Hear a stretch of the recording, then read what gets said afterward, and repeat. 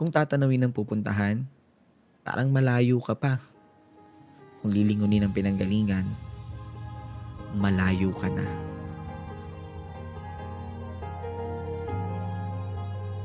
Kung titingin sa hakbang ng iba, parang naiiwan ka.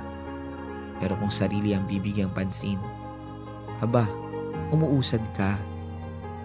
Maaaring pagtagpuin tayo sa ilang bahagi ng paglalakbay. Pero ang totoo, kahit kailan, hindi naman talaga tayo magsasabay-sabay. Magkaiba ang panahon, magkaiba ang daan, magkaiba ang oras, magkaiba ang bilis. Minsan, nakadepende kung saan nakabaling ang paningin.